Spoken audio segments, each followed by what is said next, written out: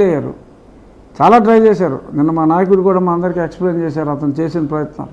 ఇప్పుడు కౌంటింగ్లో కూడా అలాంటి ప్రయత్నాలు చేయాలి అంటే మనుషులు ఉండరేమో అని చెప్పి మనం వచ్చేస్తున్నాం విశాఖపట్నంలో రూములు బుక్ చేసామని ఏదో సొల్లు సొట్టారని చెప్తున్నారు.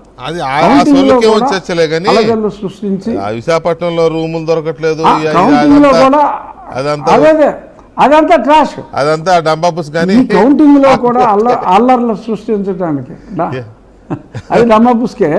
ఈ కౌంటింగ్లో కూడా గొడవలు చేయడానికి వీళ్ళు ఈ ప్రయత్నాలు చేస్తాం. మళ్ళీ కొద్దిమంది నకిలీ సర్వే కంపెనీలతో ఏదో ఓట్లు వస్తాయి ఇన్ని సీట్లని. ఇప్పుడు ఇందాక ఎవడో నాగన్ అంట, ఆడేదో సర్వే ఇచ్చాడంట.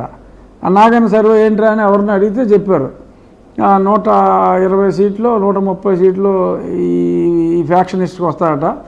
మంచోడైన చంద్రబాబు నాయుడు గారికి కూటమికి 30 వస్తాయట, మిగిలినవన్నీ టఫ్ ఫైట్లు ఉన్నాయంట. అసలు ఈ నాగన్ గారు ఎవడరా అన్నది నేను వెరిఫై చేశా. ఈ నాగాగాడు ఎవడంటే తెలంగాణ ఎన్నికల టైంలో వీడో సర్వే ఇచ్చాడు. ఏంటి అది నేను నోట్ చేశా. ఇండియన్ నేషనల్ కాంగ్రెస్కి 33 నుంచి 40, బీఆర్ఎస్కి 65 నుంచి 68 వస్తాయని చెప్పాడు. సరిగ్గా అది రివర్స్ అయింది.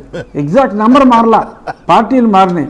సో ఈ నాగాడు చెప్పింది అంటే ఇక్కడ కూడా మళ్ళీ పార్టీలు, ఇక్కడ కూడా ఈ నాగాడు చెప్పింది పార్టీ మారుతుంది తప్ప నెంబర్ అదే ఉంటుంది అనేది